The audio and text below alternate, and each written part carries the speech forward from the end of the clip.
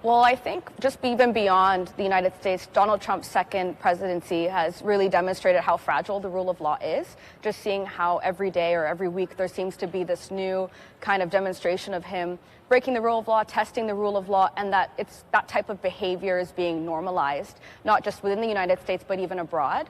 And I think what's so kind of damaging about it is that the United States is such an influential part of international politics, their stature, not just within international organizations like the UN or the World Trade Organization, but even within other organizations like NATO, and even within diplomatic relationships between the United States and Canada. So I think the rule of law is fragile, and it's something that needs to be worked at and maintained. It's not something that we can just take for granted. And I think what we really need to do is ensure that we're maintaining the core tenets of democracy and making sure that we're holding those in power accountable and not normalizing that type of behavior. Rule of law to me is essentially the ability of people and the government to keep each other in check. I mean, you can have a government with overarching laws that tend to impact people, but as well it's your ability to ensure that government officials are held to the same standards as your average citizen. I think that Canada's done a good job of maintaining the rule of law in recent years is because of our national values of individual respect and mutual cohesion. We have a national identity of a melting pot and of a cultural mosaic, and I think that really is a strong difference between us and the United States, in which we as a whole respect each other and respect our institutions a lot more. There's a lesser degree of political polarization, and I also think a lesser degree of political conversations as a whole. And I think that because of these reasons, Canada is doing better than the United States, but we still definitely have room for improvement. With the deployment of the National Guard to states, we are seeing this unprecedented ability for the United States President to essentially use the National Guard as his own personal militia to uphold what he wants to see happen. And of course, we're now only, what month is it now? We are 9 months into this administration. We still have 3 more years to go. So I think at this rate, it is hard to say where we could go from here, but the precedent that has already been set in these past 9 months is showing that quite possibly the rule of law is not as important to Donald Trump as it should be. I think definitely international institutions are getting weaker. I think powerful and wealthy leaders are using their wealth and power to influence those that are weaker, and the ICC, for example, they don't have the strength anymore to rule against or hold wealthy countries accountable like the US, and then who supports Russia and who supports Israel. What can be done, I think, is accountability. I'm not exactly sure what that would mean, but definitely more transparency. I believe that the Trump administration has done significant damage to the rule of law. I believe that people are questioning what democracy is right now, especially in the United States, considering that there really is no rule of law at the moment. It's almost as if that this whole concept has been scrapped. There's going to have to be a lot of trust building in the United States, given the circumstances and what the citizens have endured, especially that of immigrants and minority groups within the United States. There's going to have to be a lot of trust building within the United States. People often say that when the United States sneezes, Canada catches a cold. So this is really concerning for Canada because we're also seeing deepened polarization issues and distrust in our institutions. And this raises questions about the sustainability of democracy itself in Canada as well as the states.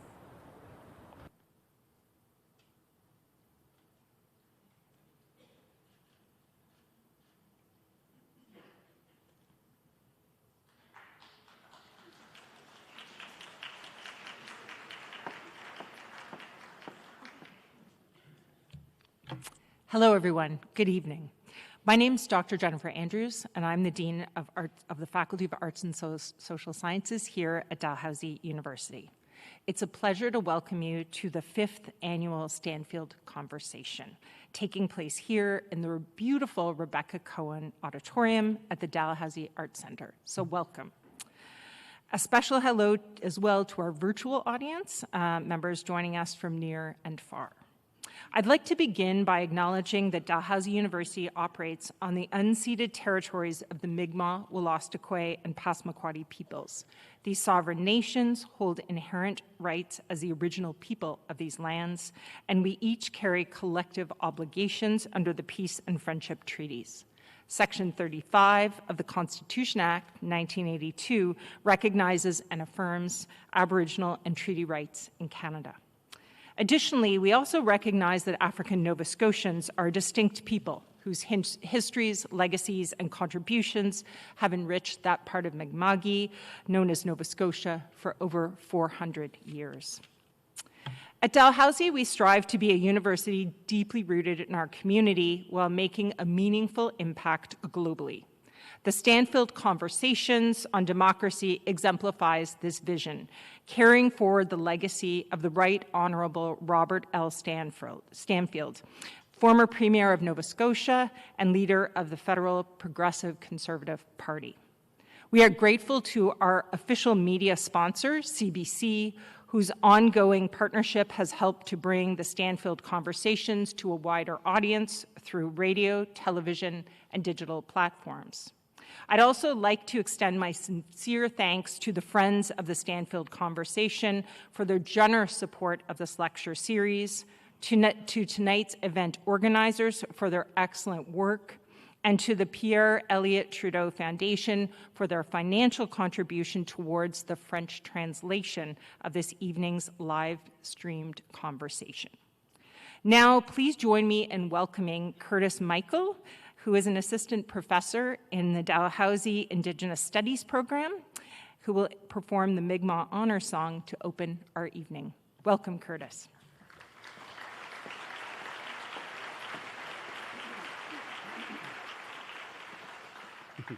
Gwe medawalotio, upchilida migamagi. Nin dalawisi Curtis Michael, aklewi sibeganegari yulnuegari, wedabexi unamagi.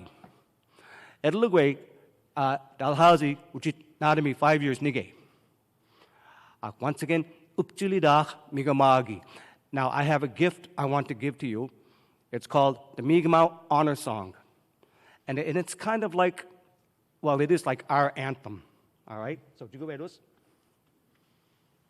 Oh, well, okay. Now, since it's our anthem, I'm not going to force you, but if you'd like, you can stand if you're able. Okay.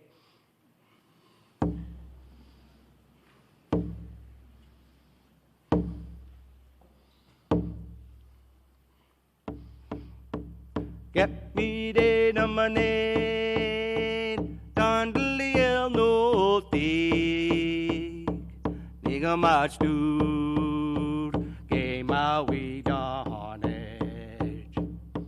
Get me de namane, down where the beck so tig, niga mach dude, gay a book on the model edge, gay a book on the model edge.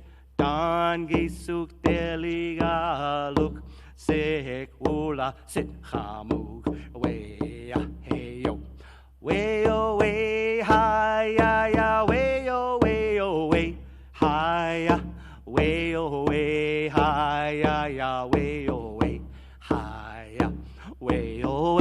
hi ya way hi ya way hi hey yo Daho, Walalio, Upchilidach, Migamagi.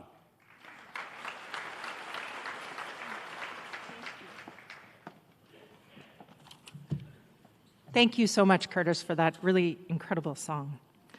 Tonight's Stanfield Conversation explores a vital and timely theme, challenges to the rule of law and the future of liberal democracy. Even in some of the world's sturdiest democracies, leaders are deliberately undermining courts to weaken or even dismantle checks on their power. In many cases, the justice system is not only being sidelined, but weaponized against political opponents through political appointments, the strong-arming of judges and law firms, and lawsuits and prosecutions designed to intimidate critics. These tactics threaten the rule of law, a necessary component of democracy. Tonight we ask, how much damage has already been done? Where and how can courts reassert themselves in ways that bolster threatened democracies? And what, if anything, can judges, lawyers, and ordinary citizens do to shore up the legal foundations of democracy? These are complex questions, and exploring them requires insight, experience, and diverse perspectives. I am therefore delighted to introduce our exceptional speakers who will guide us through this critical discussion. The first is Asha Rungappa, who is an assistant dean and senior lecturer at Yale University's Jackson School of Global Affairs and the former associate dean at Yale Law School.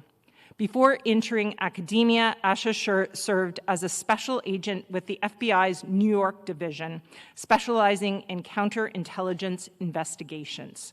At Yale, she teaches national security law, Russian information warfare, and leadership and ethics. She is the author of The Freedom Academy, a best-selling Substack publication examining disinformation and its impact on democracy, and co-host of the legal podcast, It's Complicated. Asha is a Princeton graduate, a Fulbright scholar, and earned her law degree from Yale Law School, where she was a Coker Fellow in Constitutional Law. She has served as a national security analyst for CNN, ABC News, MSNBC, and the BBC, and contributes regularly to public discourse as an editor for Just Security and a member of the Council on Foreign Relations. Next, it is my pleasure to introduce Wayne McKay, who is a professor emeritus of law here at Dalhousie University, a nationally recognized teacher, scholar, and author. Dr. McKay is an expert in constitutional law, the Charter of Rights, human rights, privacy law, and education law. Throughout his distinguished career, he has led major studies on inclusive education, cyberbullying, and social and economic rights, helping to shape both public policy and legal education in Canada. He is also familiar to many as a legal columnist on CBC's Information Morning Nova Scotia, where he offers insightful commentary on current legal and human rights issues. In 2006, Dr. McKay was invested as a member of the Order of Canada in recognition of his lifetime commitment to human rights, equality, and diversity. A proud Dalhousie alumni graduate, he was a gold medalist and had the honor of clerking for Chief Justice Bora Laskin of the Supreme Court of Canada.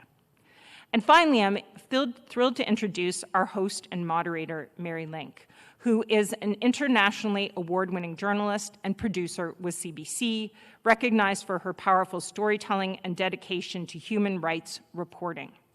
Mary is the senior producer and podcast host with CBC's acclaimed program Ideas, and her work has earned numerous honors, including the New York Festival's Gold United Nations Award, the Gabriel Award, the RTNDA Award, and the Amnesty International Award. Mary is also a very proud graduate of the Political Science Department at Dal and a BA grad. So we're absolutely thrilled to have her here. Mary brings deep curiosity, compassion, and insight to her work, qualities that make her an exceptional guide for tonight's discussion. Please join me in giving Mary, Asha, and Wayne a very warm welcome to the stage.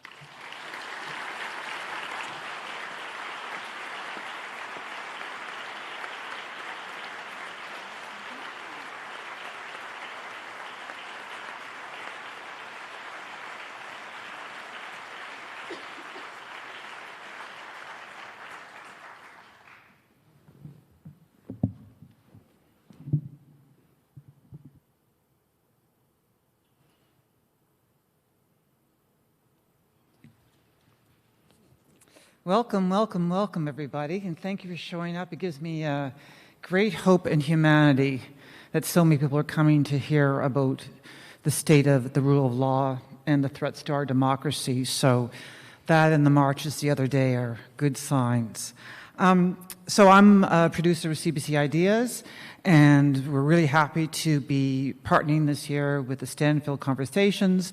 My good friend David Black, who I went to school with at Dal, invited me, and I've been working with Brian Bo, who's also now the chair of the political science department, and everybody at Dalhousie. So it's been great.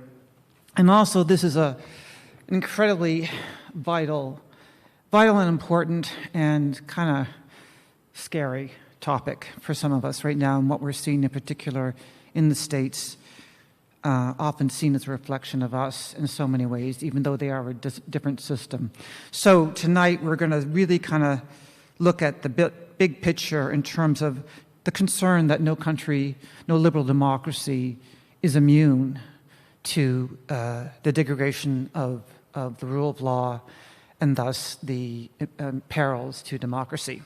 Just a little light talk. And so the tickets have been, so I'll just say one thing. So if you have your cell phone, can you put it on mute? And we're going to do an interview here, conversation, and then afterwards I'm going to ask for the audience, questions from the audience. There's a mic there and a mic over there to the right. And we'll also be taking through, Brian's going to be giving us some online questions. We have about 700 people online or something like that. I'm not sure. And just if they could be short and brief and not statements, but really I love having questions as part of the show for ideas. And I'm going to have this edited and on air next Thursday.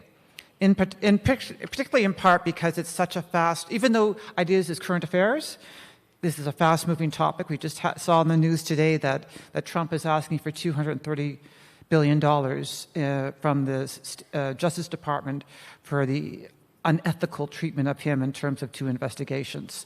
So every day, every hour is a new thing, but we're going to try to take a broader perspective. So I'm really looking forward to your questions afterwards, and maybe you'll be a star on Ideas next Thursday. Anyway, so welcome Asha and Wayne, 2 great thinkers and brains. So the tickets to this event was sold out a little while ago, and I think it is because people are really worried about the threats to the rule of law, and from what we're seeing in the States, and also the rise of authoritarian leaning figures and authoritarian figures being elected in liberal democracies. And a standard authoritarian playbook is the undermining of the rule of law. It's a standard tactic. So, Asha, how worried should we be? And I know that you're coming from Yale and the United States, but how worried should we be? How worried should Americans be? And conversely, how worried should Canadians and the rest of us in liberal democracies in particular be? So, you all should be worried. We're worried, for sure. I think it's pretty clear that we're in it. It's not the threat of authoritarianism, we are on the path. And what I would say is that I think people need to understand that it is a path. Right? It doesn't happen overnight, it happens incrementally, and I think when you look globally, what you can do is essentially map different countries that are at different points along that path. And, 5 years ago, now 9 years ago, we were right at that precipice. At that time, I was looking at countries like India and saying, India is, several steps ahead of us on this path that I can kind of see us on. I think we've more or less caught up, maybe even surpassed that. There are other countries that are ahead of us, and then other countries that are in the rearview mirror that may catch up. So I would say that to think about it in that way, and to think about where your own country is on that path. Did you want me to give some introductory themes, or do you want me to give this back to you? Well, no, I'll give it back to me, and hopefully the themes are going to come out as we go on. Wayne, are you worried? Are you looking pretty calm there? Are you worried as a Canadian? Are you smug as a Canadian, or are you a little bit not smug? Not that you're a smug person. I'm not sure which of those labels to claim, but not smug or complacent would not be among them. I am worried. I guess I'm optimistic that our institutions will be hopefully a better protection than some of the situations elsewhere in the world. But aware that nobody can be complacent. I mean, I think it was attributed to Thomas Jefferson that the price of liberty is eternal vigilance. And whether I think you could say that in a way about democracy as well. So if you are complacent and not paying attention to what's happening elsewhere and think it can't happen here, you're likely to have an unpleasant surprise. And I think that's to some extent true in Canada. I don't think we're a particularly complacent or smug people, but it is easy to say we're glad we live north of the 49th parallel and that we're not the 51st state, which some people don't seem to understand. But in any event, that's a cause for worry. There is lots. And when I was saying smug, I was being a bit, cheeky. But if Canada elected, as they've elected in the States, if Canada elected an authoritarian figure who had a majority, could he or she not help unravel the rule of law? Because what we're finding is the rule of law is very vulnerable, that if you have a good leader, it's okay. And for years that was the norm. But if you don't have a leader who abides to that, we're pretty vulnerable, aren't we? We are. I mean, I think most everyone is. I think it was Plato a long time ago made a point that if good people will act responsibly with or without laws, but if you have bad people, they will find ways to evade law. And I think that's a risk that we all have to think about, and we shouldn't take institutions or democracy or freedom for granted. So that's the case. Asha, in your country, the United States, the speed in which the rule of law is being eroded and at times ignored is kind of breathtaking. Is it breathtaking to you? Yes, I think this has happened much faster than anyone anticipated. And just to Wayne's point, I think we can get complacent when you look at the design of governments and say, well, it can't happen, right? And I mean, that's what we thought in the United States. We actually have some very careful design in the structure of our government and several intersecting bulwarks, if you will. We obviously have our separation of powers, which you have here in Canada. We have federalism, which is the tension between the federal government and the states with more power that is supposed to reside in the states. And we have, this check on the military with civilian control of the military and war powers being distributed among Congress and the president. All of these should be operating in a way that should prevent what's happening from unfolding. But as Wayne and I have discussed separately, one of the things you realize as things start to go south is that often the operation of your government rests on norms and not formal rules or laws. And you don't realize that maybe for hundreds of years you've just been operating with everyone assuming and most people following through on everyone operating generally in good faith, or at least not willing to test the boundaries of what they can get away with. And I think what we are discovering is that perhaps in today's climate, norms are not enough. No. Yeah. And shoring up, when you have a deterioration, norms work when there is trust. When trust breaks down, then you need more formal structures in order to keep people honest, if you will. I have to say, I'm kind of surprised that it was so heavily based on norms, that it relied on norms, that it relied on when a court order happened, you did it. And that was that kind of, I don't know to say flimsy, but vulnerable. I'm surprised. And that we had so much faith in the norms, the morals of society. Wayne? Well, I think that is a good point, and it kind of makes the point that complacency is dangerous, and that our institutions, as Usher just said, however good they are not an absolute guarantee. But much of the way people operate is always by norms, and we assume people will follow those. But clearly that's not happening in lots of places, certainly not happening in the United States. And Canada has some of its own issues on that regard, that things that have been traditionally expected are not happening. And I think we have to expect that in the current age where things move very quickly. We're in the social media age with lots of disinformation. A lot of things have changed. So things that have worked in the past to protect us may not do quite so well in the future. Perhaps we don't have this cohesive society anymore where norms are shared as well. I think that's a really important point, that we've always probably, to some extent, viewed the world through separate silos and different points of reference, but I think that's increased greatly, again, with the current social media and what kind of information we're fed. So I think there's not, I mean, something as simple as people would talk about standard TV shows that everybody watched. Well, that's not so much the case anymore, other than ideas on the radio, but most people don't do that, and therefore we don't have even that simple little common experience, and so many people are not socializing as much generally, that we are much more isolated because of the technological world in which we live. Asha, you were a FBI agent at one point. Norms are definitely changing for them. Yes. I mean, is there some specific aspect that you want to talk about? Well, I was There's a lot to let say you go about into it. I mean, what are you observing? And maybe you're even talking to old friends there. I don't know, but it has this.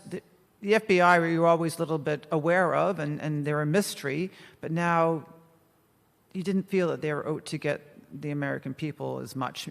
Yeah. So the FBI has obviously had ups and downs in its history. For it's now 117-year history that it's been there. One interesting thing that people don't realize about the FBI in the States even is that it does not have a legislative charter. It is not an agency that's created by Congress like the CIA or NSA or many other agencies. After the 1970s, after some congressional hearings known as the church hearings, where a lot of abuses under J. Edgar Hoover came to light, Congress thought about creating a legislative charter to cabin the FBI's powers, et cetera, have more oversight. But instead, what they decided to do was allow the Attorney General to implement internal rules. And they're called the Attorney General Guidelines. There are a set of rules on how investigations can run, what you need to start them, et cetera, and they are enforced by the Attorney General. And the FBI itself is a creation, as I mentioned, of the Justice Department. So that's sort of an example of these norms, because we have relied on the integrity of the Attorney General of the United States to be able to essentially police its own department. And people don't realize that although we have due process protections, they don't kick in until you're formally charged and you are taken into court. And then, you have certain protections. But there is a very long runway. I don't know how it works here in Canada, but there's a really long runway between when an investigation begins and when you're charged, if you ever are. And there are things that you can do as an FBI agent. You can follow people. You can go through their trash. You can interview their friends and their employers. You can get their phone records. You can get their financial records. So there's a lot that you can do to create, a vexatious situation for someone, to intimidate them, to harass them. And so, that's where we are, is that we are in a situation where someone who wants to weaponize that agency can do it. And if they want to do it to go after enemies of someone in power, they're able to do that. I want to talk about ICE too in a bit. But I want to talk right now, Asha, about specifically about the United States Supreme Court. And a Guardian newspaper headline recently asked, quote, "Why does the Supreme Court keep bending the knee to Trump?" And also J. Michael Ludwig, he's a highly respected conservative former federal appellate judge in the state, said, quote, "The Chief Justice is presiding over the end of the rule of law in America." That's a pretty strong statement. Would you agree with that statement, and why? So I think that the immunity decision that was handed down last spring of 2024, just fundamentally altered our constitutional structure and eviscerated any idea that there are co-equal branches. It essentially aggrandized, depending on how you read it, it elevated the executive branch above the others, or it elevated the Supreme Court by allowing it to call the shots on when a president can have immunity or not, if you read the text of the opinion carefully. But either way, it definitely eviscerated this idea of checks and balances. I don't think that you can understand what the Supreme Court is doing without understanding the view of executive power that the conservative justices have. And it's this idea called the unitary executive. The unitary executive is based on an interpretation of the Constitution of the United States, Article 2, which has a line, the first line, that says, all executive power shall vest in the President of the United States of America. It's called the Vestiture Clause. Unitary executive adherents say that that means that literally what it means, that all executive power rests in the singular person of the president. And since the president cannot, feasibly do everything, there is this branch of people that work in the executive branch who effectively are his mini-me's, and they are there to effectuate his will. What this means is that then that he can hire and fire people at will. It's now also understood by this administration and by many people in the court to mean that there's no daylight between him and the law enforcement function and the Justice Department. In other words, there's no independent Justice Department or FBI. So what was the reasoning? Is this just a sign of a conservative court? Like, what was the reasoning behind this? Or was it a legal sound reasoning, I don't know, that they would give him so much power? So this theory has been around for a while. I think since kind of the Reagan years, really. And it's been, it was very much a part of the legal justifications that the George W. Bush administration put forth for different presidential powers in the war on terror and expansion of the war of presidential powers. I think one thing to look at is that most, if not all, of the conservative wing of the court, I believe all of them, all of the 6 justices, their only government experience prior to getting on the court was in the executive branch. They all worked in the Justice Department and presidential administrations. And so for them, their only perspective on the government is one in which the policies that they wanted to implement were always constrained. And I think that has come to inform this judicial philosophy of the president should be able to execute his policies. And so so that I think is partly what is animating the immunity decision, which is it will chill the executive branch's ability to be a robust, president if he has to fear that he might be prosecuted after he leaves. We can unpack why that is dumb in a lot of ways, but that's sort of the idea there. And then the shadow docket. Yeah, the shadow docket. Can I just say something about the shadow docket? So the federal courts have been somewhat of a bulwark to some of Trump's administrations concerning actions, such as sending the National Guard or wanting to send the National Guard to Chicago. But the Trump administration, so they stopped that for now, but the Trump administration is now asking the Supreme Court to weigh in on an emergency appeal. And this has been a tactic used over the past 9 months, these emergency appeals to the Supreme Court. What they essentially mean is, and the courts have sided mostly with the Trump administration nearly every single time. And what they essentially mean is that they can rule anonymously and without explanation. And it's being called the shadow dockets. Tell me about the shadow dockets and your concerns. Yeah. So I'm sure this works similarly here in Canada. When there's a policy that the administration wants to implement and it is challenged, they go into court, and the first thing that the litigants do is try to get an injunction. In other words, they just try to get a pause on the policy going into effect until everything is litigated and it comes to a final conclusion.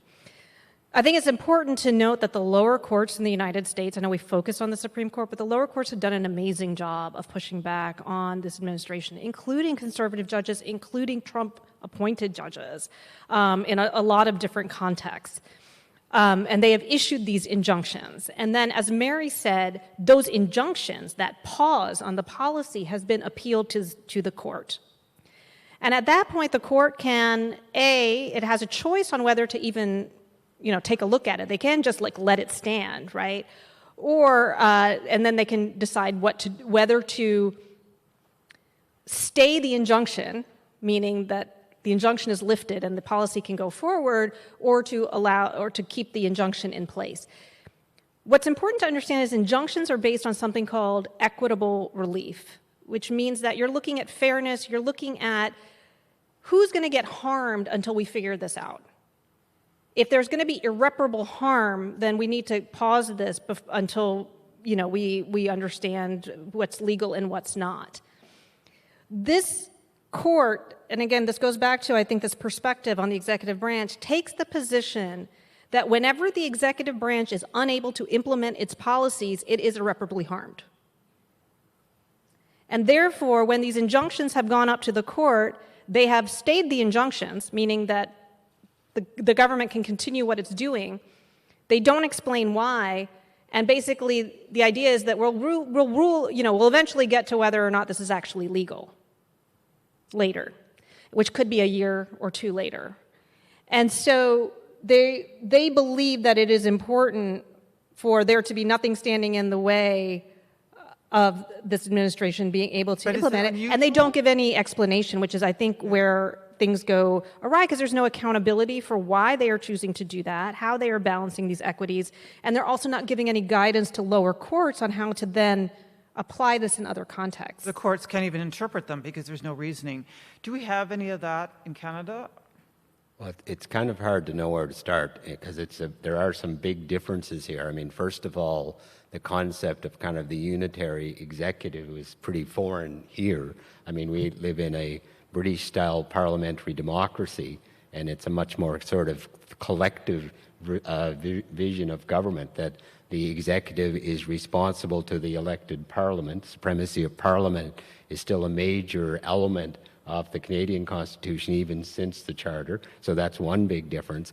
But I think another, and OSHA touched on this a bit earlier, the separation of powers is really important. So the idea of keeping the executive branch, the legislative branch, and the judicial branch separate is a vital part of the Constitution. And in addition to charter rights, there are fundamental implied rights that have been constitutionalized, like the rule of law, like the independence of the judiciary, and those kind of things. And I've read the immunity decision in the United States, and like many of the American scholars, it's pretty indecipherable, or it's only decipherable in a very troubling way, that it's much more of a political decision than a legal decision. It seems to me that there's not much constitutional basis for what they did at all. But we're seeing a little creep, aren't we?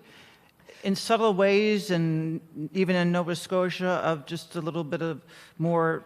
Well, at the executive level, and I guess at the risk of having a lawyer or a judicial bias on this, I think our courts have been much less political in all kinds of ways than the American court. That's the first point. But you're right in terms of the executive itself, in terms of wanting to concentrate power. That's very desirable. If you're an executive and you want to achieve stuff, it's much more effective to concentrate power and exercise it without... When you're saying executive, like the provincial leaders and... Provincial leaders, the cabinet, and federal. But, for example, the leader of the opposition would probably have a different view on that than the current prime minister. But at a provincial level, where we've certainly seen some of this happening, there's a growing tendency to concentrate power, shorter sessions of the legislature, or Usher mentioned the power to fire and hire To go a little close to home, our own premier here, Premier Houston, was attempting to pass a bill that would allow them to dismiss the Auditor General, a clearly separate check on the government, without cause. And I think that was a very bad idea. A lot of other people thought that was a very bad idea and spoke out, and to his credit, he did listen and didn't go forward with that. But I think that tendency is there probably in governments across the world.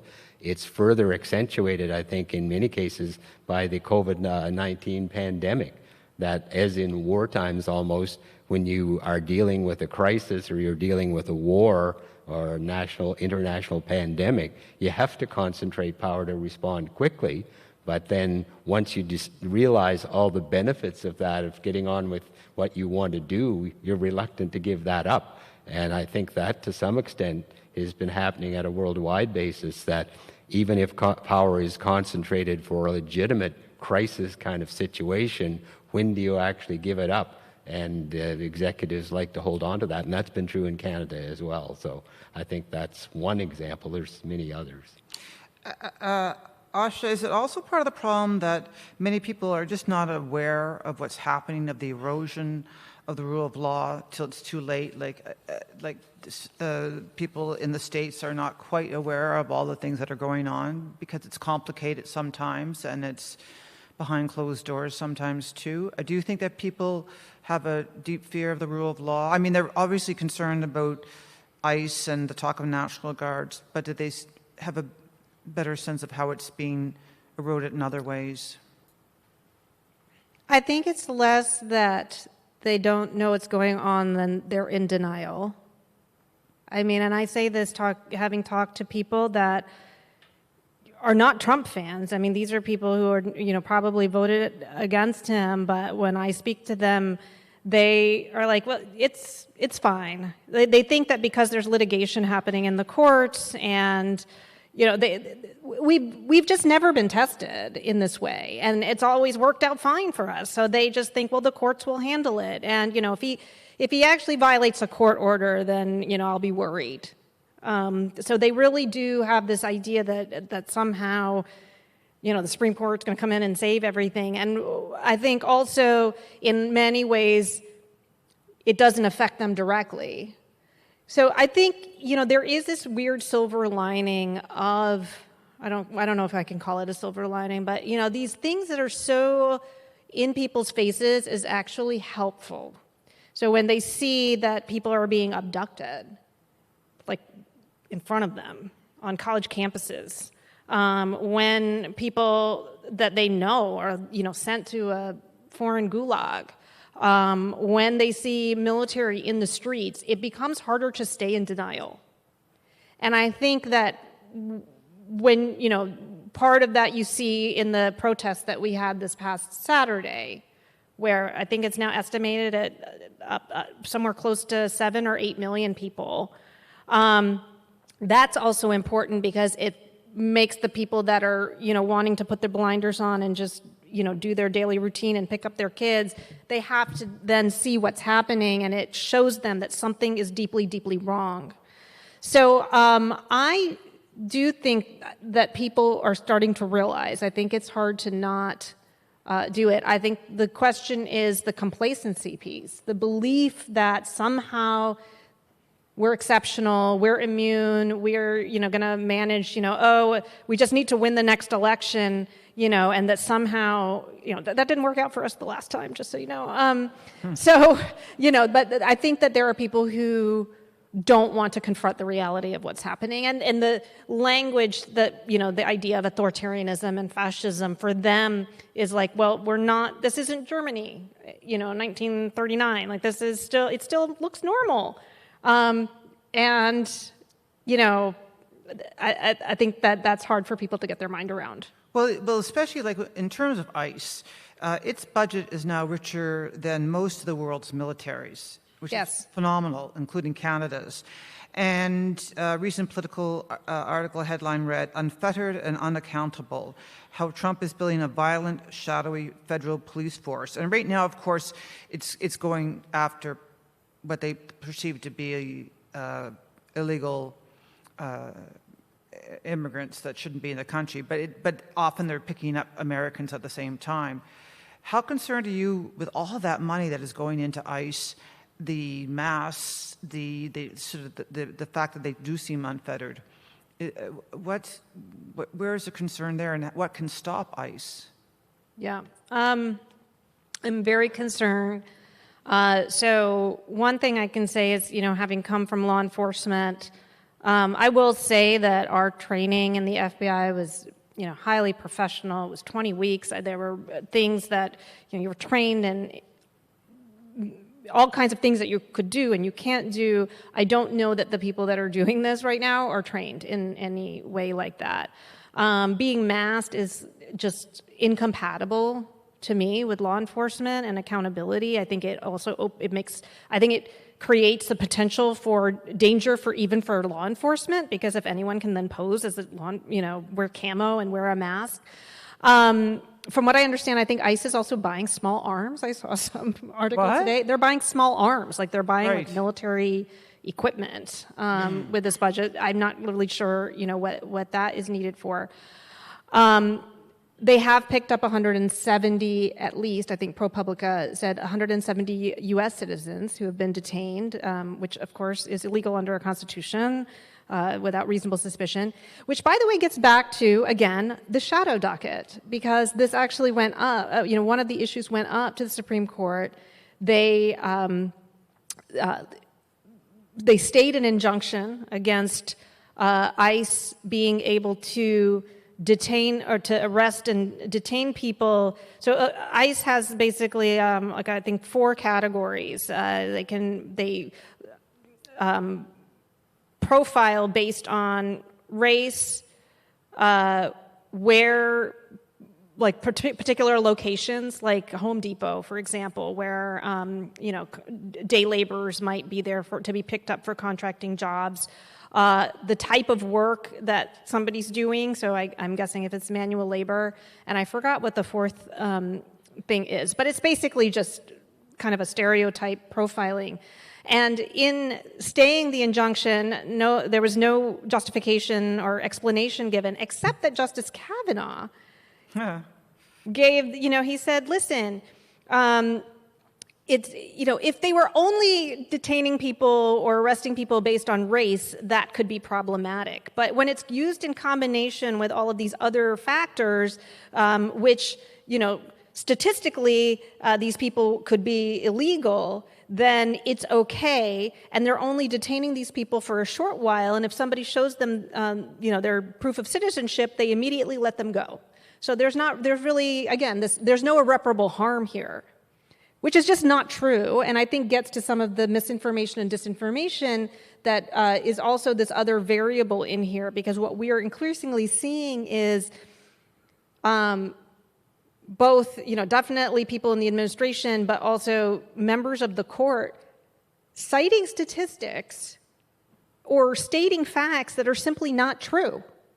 Like, it's not true. It's empirically not true that people who show their citizenship are being let go immediately. They're not. They're being detained. So, how do you manage a democracy? How do you maintain the rule of law when people are actually operating on completely different factual realities? And there's factual reality, that's one thing. They could say a lie, or it's not, they're twisting the truth, or whatever you want to say politely. There's also deference is a key thing too, isn't it, Wayne?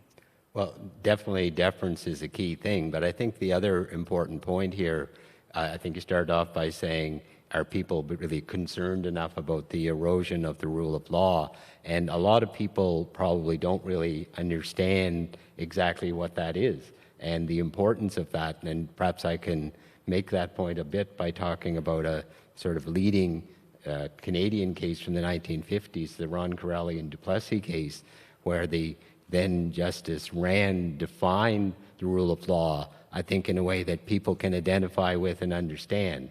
And the key thing, and I think this is very relevant to the President Trump situation in the United States right now, that... Tell us about Maurice. Okay, well... He was a complicated fellow. Well, exactly. I mean, Maurice Duplessis, who was a very powerful figure, very powerful premier in the province of Quebec, and with the sort of aid and support of the Catholic Church, really ran things, not, I think, even his worst critics would have to say he wasn't in any way Trump, but he certainly had some authoritarian tendencies, and part of that, which so often is the case, as just talked about with ICE, that the targeted figures were the vulnerable people in society, the minorities, and one of them, on a basis of religion, of course, was Jehovah's Witnesses, and they were generally quite limited and persecuted in the province of Quebec, and Mr. Ron Corelli, who had a very successful restaurant business, provided bail. He wasn't even involved in any of the actual protests and so on, but he gave bail or provided bail for people. So Mr. Duplessis, who was both the Premier and the Attorney General, said, well, I'm going to simply take away his liquor license and will destroy his restaurant business, and he did. And they challenged that, and his view was, well, I don't really care what the courts say. I'm Mr. Duplessis, and I can do this, which sounds a little bit Trumpian in some ways. And the Supreme Court said, no, you can't.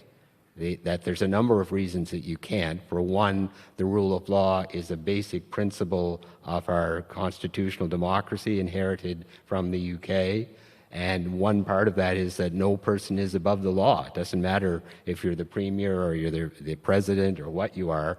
All people are subject to the rule of law. And that the rule of law is to promote order and government by rules, not by individual whims. So that's one part. But he also made the really important point that equality is part of the rule of law. So when you're targeting vulnerable minorities, that's another reason that this shouldn't stand. But perhaps most significant of all, to your deference point, even though the courts, especially in a parliamentary democracy, have to give some deference to the elected lawmakers, and as it should be, they're the main policy makers, that there's no such thing as unfettered discretion. There's no such thing as discretion without any limits. And interestingly, when we came back in much later in 1982 to our Charter of Rights, we kind of make the same point. There's no such thing as absolute rights either. They all are subject to limits. But on that point, the legislation was fairly broad, but even if it is, the courts are going to read into that you cannot abuse your discretion, however broad it may be. And he made the very simple but important point that whether or not he gave bail to Jehovah's Witnesses had nothing to do with whether or not he should have a liquor license. If he was letting people in who were under 18 or he was operating on inappropriate times, that's relevant to a liquor license, but it's not relevant to a liquor license what your religion is or how you practice it. So I think that's a really important point, and when people understand that, it gives it more meaning. And Wayne, I just want to, before we go later on to the Insurrection Act and the War Measures Act, I just want to do a brief side trip to, right now we have the Notwithstanding Clause case here in Canada. Currently 5 provinces, including Quebec, Ontario, Alberta, and Nova Scotia, are calling on Prime Minister Carney to back down in a landmark Supreme Court of Canada case that revolves around the Charter's Notwithstanding Clause and the government's power to override the rights of Canadians. And in a legal filing in September 2025, Ottawa asked the top court to impose restrictions on government's use of the Notwithstanding Clause. What are your thoughts on this legal battle? Because this does have to do with our rights as citizens. It does, and it's a complicated thing, so I'll try to make it somewhat clear. First of all, the Notwithstanding Clause in our Charter is something that Americans and others find very odd, because the effect of the Notwithstanding Clause is that most of the significant rights of our Charter can be set aside for, at first, a limited time of 5 years, but then can be renewed, and that the legislature, both federal and provincial, can do that. And the first question people might ask, why would you put that in a constitution? And Americans would frequently say, well, if we had that in the United States, we never would have desegregated the schools. Georgia and other provinces would have just, or states would have just said, we're doing the Notwithstanding Clause. The answer, in simple terms, is it was kind of from a rights point of view, sort of a deal with the devil, that the provinces, not that they were the devil on this, but wouldn't agree to a charter unless that clause was in there. And that was really a pivotal part of the Constitution. And that's part of what the various premiers that you listed off are making that point, that you can't, through the courts and through your own interpretation, change that deal. However, it is a very big potential loophole, especially in the kind of times in which we live. And like the Ron Kiraly and Duplessis case, again, the targeted group is a minority and a vulnerable group. In this case, people who have, on the surface, it's all religions. But Bill C-21 in this. Bill C-21. Not allowed to wear, for example, hijabs as a teacher and everything like that. Any kind of religious garb is not allowed to be worn in the public service. Teachers, police officers, civil servants, and so on. And it is, in one sense, to be fair, notionally neutral in that the cross couldn't be worn either, but really, in practical terms, it's limiting people who, of the Muslim faith in particular, and others who are more likely to want to do that. So the argument, in part, of the federal government intervention, as I understand it, is a really important one to say, in addition to the usual procedural things, you have to, if you're going to use the notwithstanding clause, you have to do it in the right way procedurally. But the traditional position has been courts can't get into whether it's a good idea or a bad idea or whether we like it or not. That's for them to decide. I think part of the argument they're trying to make now is two things. If you're going to be renewing it many times over 5 years, that's a different situation. And I think another one is that... But you could still be then renewing a bad law every 5 years, which many would consider Bill 21 to be. Well, absolutely. And that's the second part of the argument, which is that when you're attacking, maybe, hopefully, a core Canadian value, or two of them perhaps, equality and diversity, surely you can't set aside the Constitution in a way that takes away from your own identity and sort of raison d'etre as a nation. So this is a very important court case. It's a very important court case. Frankly, as much as I like the more progressive interpretation of maybe you could sometimes challenge it, it's an uphill battle because the traditional position on this is the deference point. We have to defer to, first of all, what the legislative branch is saying they need to do, and secondly, that we have to do it because it's part of the Constitution, which is a kind of rule of law point. So as often in legal cases, both sides are probably raising the rule of law. And it's also the seeping of cultural biases or political ideology that's seeping into the rule of law too, which is concerning. I want to talk about the insurrection law, and I also then want to go to the War Measures Act instead of in our comparison back and forth. So, Asha, the Insurrection Act that Trump has been threatening so many times to use, it's been called one of the most dangerous laws in America. A couple days ago, Trump said, and I quote, but I'm not doing his voice, I'm allowed, as you know, as president, like 50% of the presidents have used the Insurrection Act. Everybody agrees you're allowed to use that, and there's no more court cases, and there is no more anything. We're trying to do it in a nicer manner, but we can always use the Insurrection Act. And I just want to do a little fact check because he said 50% of the people did, and then, you know, no more courts and everything. I checked it out, and it's not 50%. 17 presidents have used the Insurrection Act. Last one's Bush. There have been 47 presidents. So 36% of presidents have, but often in pretty serious reasons. It wasn't to invoke people stop marching dressed up as frogs on the streets of Portland. But the Insurrection Act, is it one of the most dangerous laws in America? And do you think, how easy, and do you think he will? I mean, he's threatening it. Is he just threatening it? Is it because it's a big thing to do, or do you think he's just going to go for it? I mean, I'm prediction there, but I cannot get into his mind on why he's threatening. Or Stephen Miller's mind. Right. So let's first talk about what the Insurrection Act isn't, and then we can talk about what it is. Because often people get the Insurrection Act confused with martial law, and these are not the same thing, okay? Martial law is when civilian government is replaced by the military. So actually all of the functions of the government are being administered by the military courts. There's no more legislatures. There's, everything. So that is a completely different scenario, which we're not at. And I just say that because often people think the Insurrection Act means that you're instituting martial law. That is not the case. The Insurrection Act effectively allows the president to utilize the armed forces to engage in domestic law enforcement. In the United States Armed Forces are prohibited by law from engaging in domestic law enforcement functions under something called the Posse Comitatus Act. The Insurrection Act is an exception to the Posse Comitatus Act.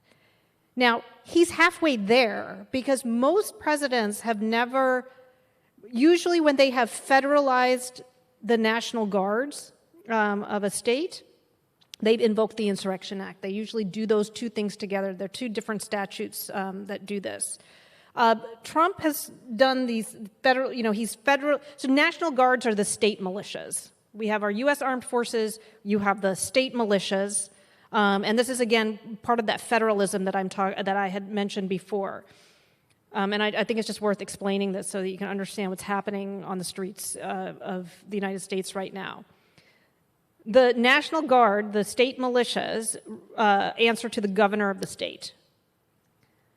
And so the Constitution of the United States gives Congress the power to provide for the calling forth of the militia for federal purposes by the president. So the idea was to create a buffer, okay, that there might be instances where the militia might be needed to be called into federal service, but Congress creates the procedure by which that can happen and the conditions under which that can happen. And I just say that because it's a delegated authority from Congress, and I'll get back to that piece in a second. Trump has federalized these National Guards using one of these statutes that Congress has passed, which basically puts the National Guards that normally answer to the governor under his command and puts them on equal footing with the U.S. Armed Forces. However, even after he federalizes them, they are all subject to the same limitation of the Posse Comitatus Act, which means that whether they're U.S. Marines or whether they're the California National Guard that he's federalized or the Illinois National Guard that he's federalized, they can basically wander around. The executive branch argues that they are there in a protective capacity to protect federal property and to protect federal agents, ICE agents. But they are not allowed to do things, they're not allowed to do routine law enforcement. So they cannot detain, they can't do crowd control, they can't do riot control, they can't arrest, they can't do any of that. The Insurrection Act would essentially allow them to be able to engage in those functions, okay? They can then enforce federal law. Now, what's really interesting is that, the leading people who are kind of trying to dissect this note that even under the Insurrection Act, federal forces would not be allowed to execute state criminal law. So this whole idea that, they're there to combat crime, which is all a state level, usually state level offenses, is also pretextual. But he's basically done half of it, right? So he's gotten at least in California, he's trying to in Portland and in Chicago get these federal forces in there, so that I think part of the end game is to just get people normalized to the idea of having federal agents or federal forces on the street, right? You get normalized to seeing people in camo with long guns. I spent a year in Bogota, Colombia on a Fulbright. I know what this looks like. It's a very different life when you walk around. And, there are some places, if you go to New York, for example, in Grand Central Station, you see this, right? And it's a very big presence. The idea to invoke the Insurrection Act, I think, would then be to be able to potentially impact voters on Election Day. Because if then what you have are people who are allowed to arrest terrorists or arrest illegal voters, and you're able to, do that with people standing in line. So these are all things that are happening in tandem. You make it harder to vote by mail, so you force people to turn out. If they turn out, then you can, arrest them. Even if you're detaining them to let them go two days later, then, you've already missed your chance to vote, right? So I think that that's part of it. I think that's what the end game is, to normalize and then to eventually use that law enforcement function to be able to potentially impact voter turnout during the election. That's what I think is going on. Is the United States turning into a police state? I think that's, what he wants to do. I think that's the idea, is to have these military forces. Now, what's weird is the military doesn't want to do this. This is something that in the United States, I come from a military family. My dad was in the Army. I grew up in a military area in Hampton Roads, Virginia. The U.S. military is highly professionalized. It's, socialized into a very clear code of conduct.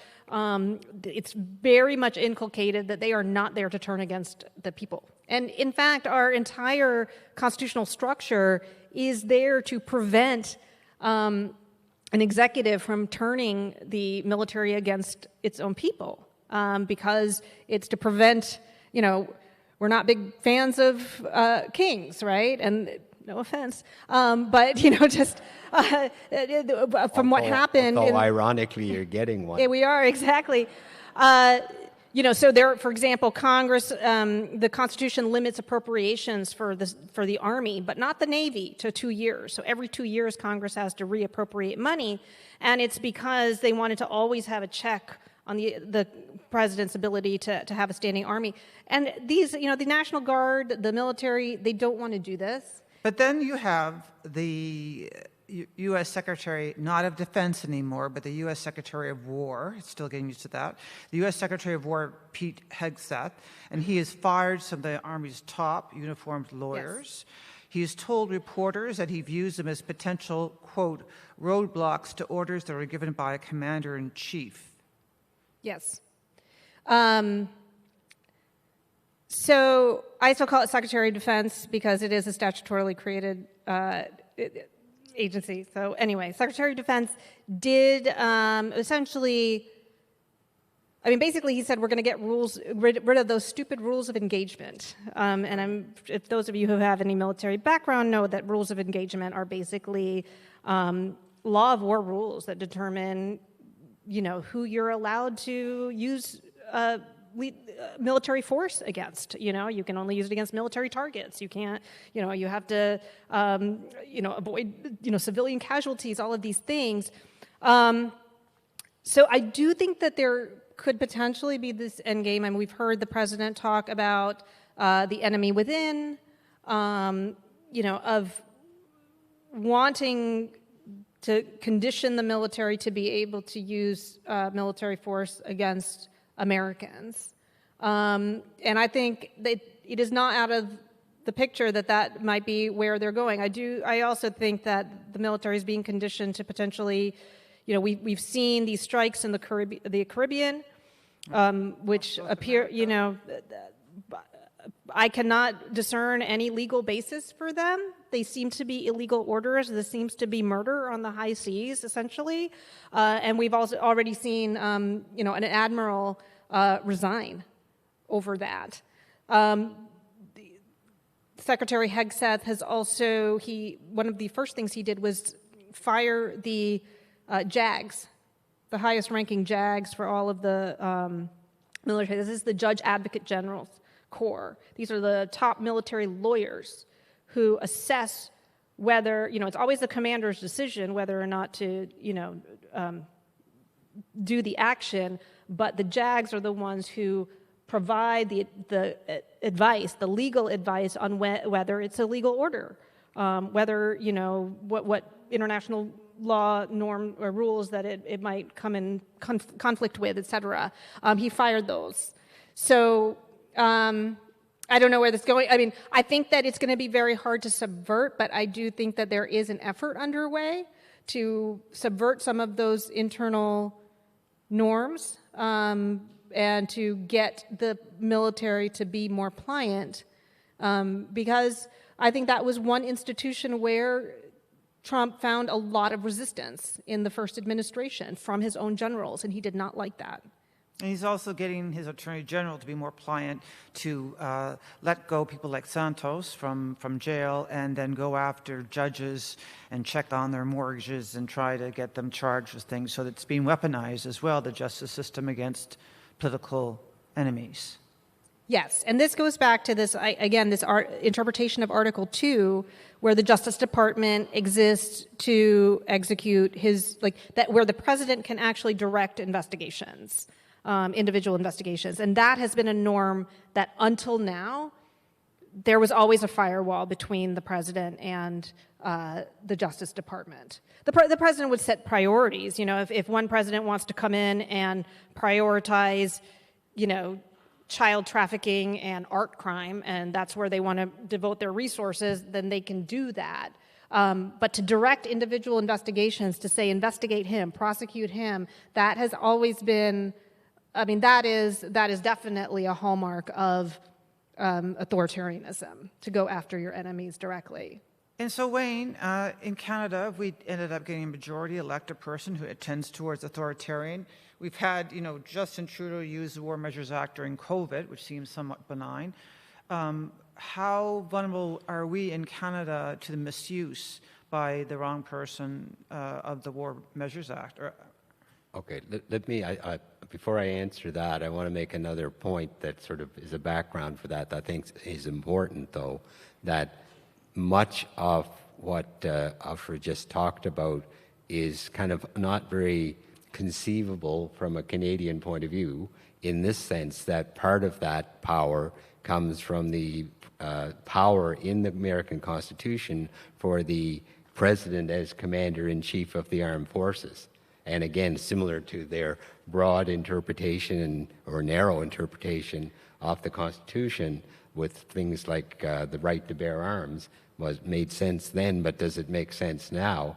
The Commander-in-Chief role is being expanded in this quite inappropriate way to go after your enemies, to intervene in domestic affairs, and really all the sort of playbook and hallmark of a tyrannical government. I mean, when you describe the kind of things happening in the United States, it's shocking to think that we're talking about the United States. This is not some country like Soviet Union or somewhere else where you might expect that kind of thing. So that part of it's not very conceivable. And when I was doing a little research to think about this point, the only equivalent of any kind in the Canadian context would be the Governor General, who is in the sense the head of the armed forces, but in our democracy, while on paper has a lot of power, in real terms most of it is ceremonial, and her role as the sort of commander-in-chief equivalent would be that, but it's not at all the same, and it's unthinkable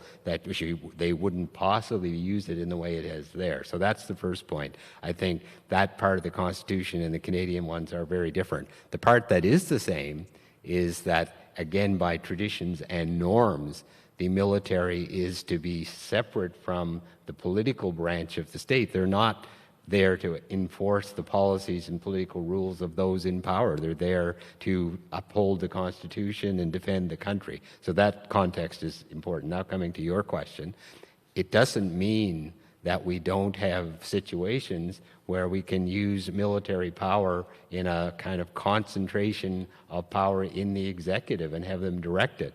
And our War Measures Act, which was originally there, has only ever been used 3 times during World War I, when we're obviously facing a world war and have to act quickly and so on.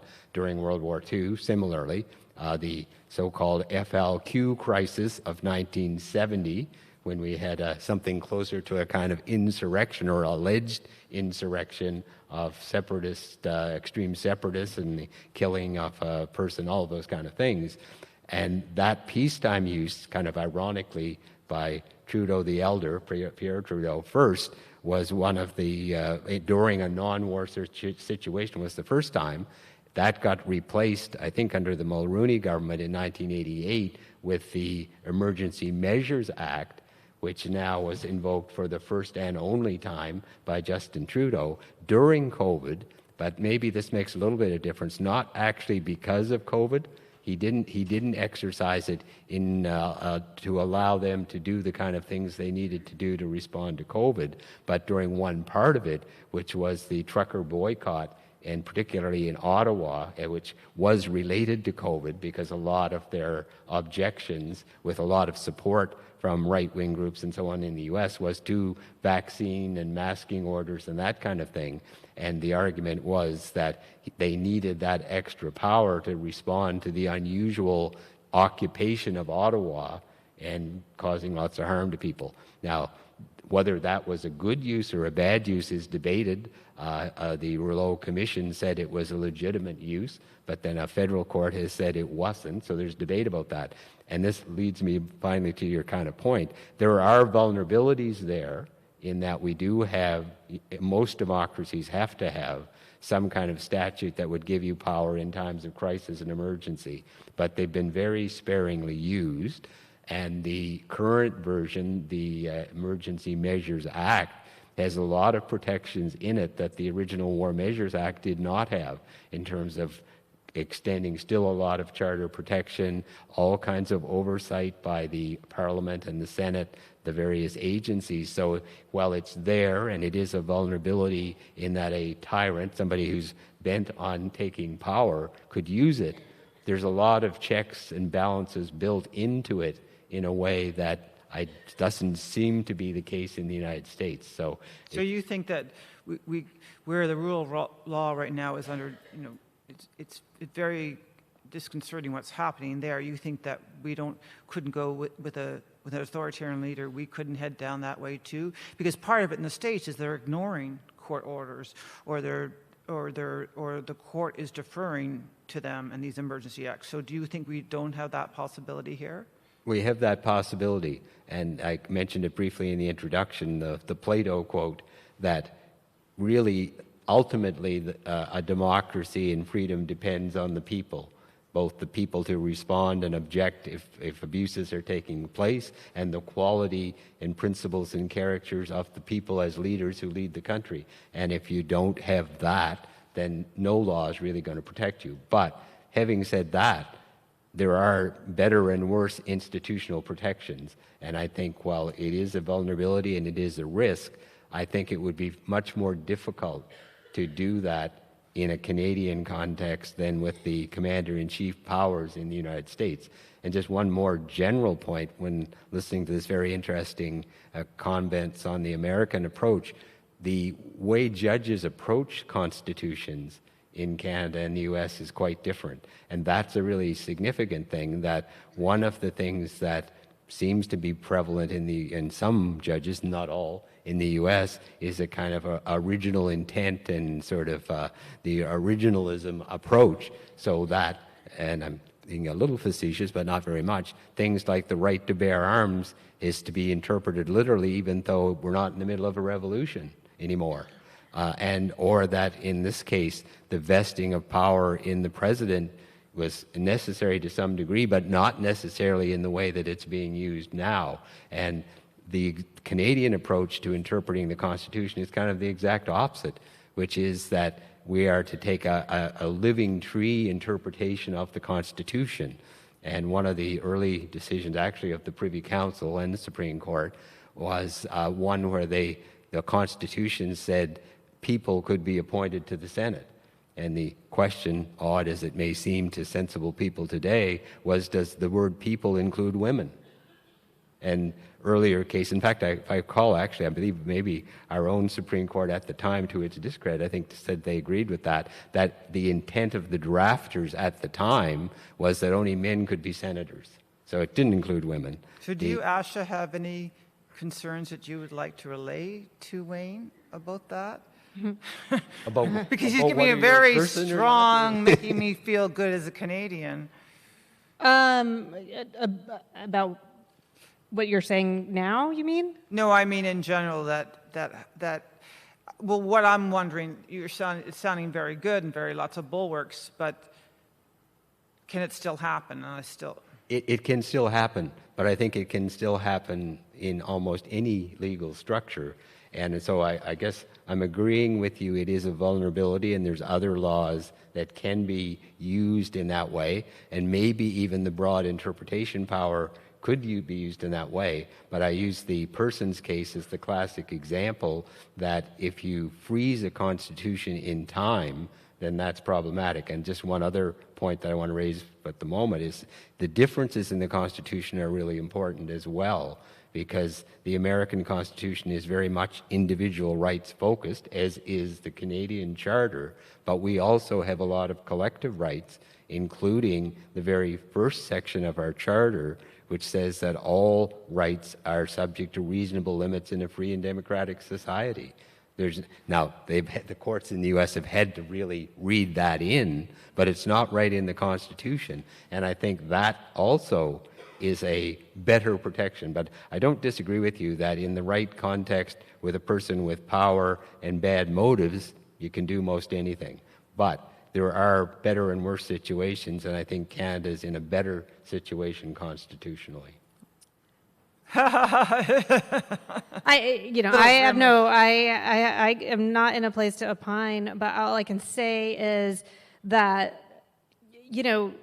as I mentioned at the beginning, the design of our Constitution is quite good. And in theory, it should not allow for things. And so one of the problems that we have, as I mentioned, there's those different tensions, the separation of powers, federalism, civil-military relations. We've talked a little bit about the Supreme Court. What I would say is that there's been institutional capture, right? So there has been capture of the Supreme Court that are willing to enable this, but there is also capture of the Congress. Now, I mentioned before that the Insurrection Act and the federalizing National Guards, these are delegated powers.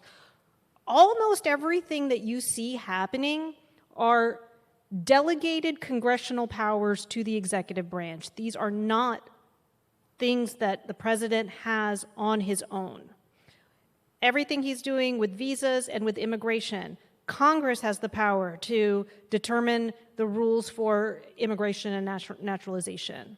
We have the Immigration and Nationality Act. Within that, there are certain provisions that delegate power to the president to deny entry under certain conditions.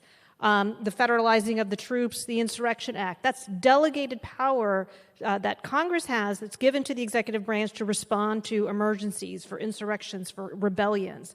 Tariffs, something that you all, I'm sure, are thinking about. That's delegated authority. Congress has the power under Article 1 of the Constitution to regulate international commerce. It is in statute called the International Emergency Economic Powers Act, which allows the president to take economic measures in the case of an emergency. And it gets to something that Wayne mentioned, that in any separation of powers, you have a tension where the deliberative body, the slower body, the one that is representative of the people, is not necessarily well designed to respond to a crisis. I don't know what mechanism Canada uses, but in the United States, we use this idea of delegated power that gives the president the power to do things in the event of an emergency. Many of these statutes require the president to declare a national emergency, and then all of these other standby authorities are triggered.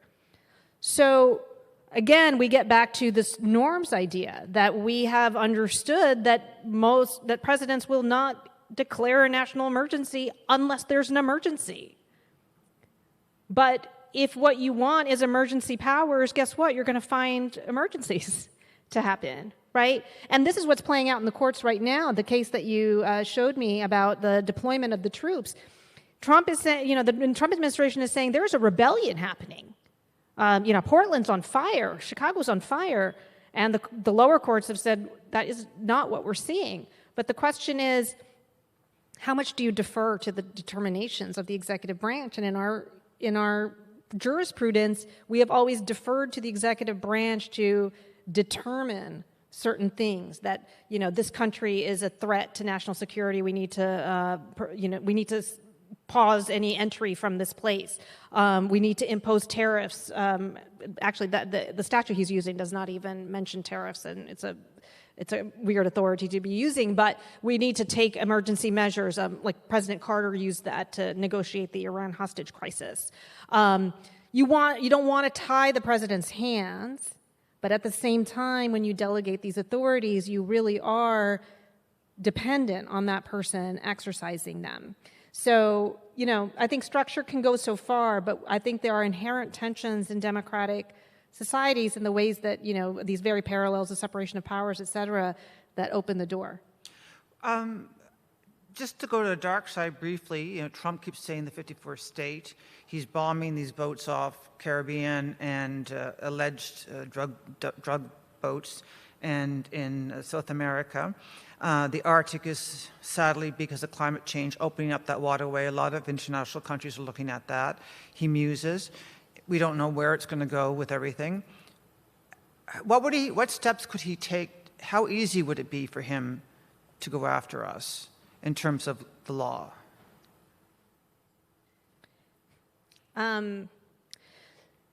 So when I was in the FBI, when we did firearms training, there was a mantra that they taught us, which is action beats reaction. And we would do these scenarios where you would have to determine on the fly whether to, you know, fire or not fire. And what their point was that sometimes you have to, I mean, you're making decisions based on these like split level things, because by the time you determine whether the person is reaching for their wallet or their gun, it's too late, okay? Action beats reaction is the main point here. And I think that describes the relationship of war powers in the U.S. government. That the Constitution legally separates war powers into giving Congress the power to declare war and making the president the commander-in-chief of the armed forces. So theoretically, the Congress has to authorize the use of military force, and then once that is authorized, the president can have command control about how to actually deploy the forces and what, you know, tactics, et cetera, to use. That's not, I mean, the last time Congress declared war was in World War II. It has declared limited hostilities in other circumstances, including after 9/11, for example. But what presidents have learned is that action beats reaction. And so whatever the law says, the president is in control of the armed forces. And if he wants to deploy troops, he can do that. And then, and this is basically what has happened, what led Congress to pass the War Powers Resolution in 1973 after Vietnam, because presidents of both parties have basically taken the position of, okay, so stop me. And so I think, you know, if he wants to, he's doing it right now in the Caribbean. There is no legal basis to be targeting those, and he is literally blowing up, I think it's now up to 7 boats, and I don't know how many casualties there are,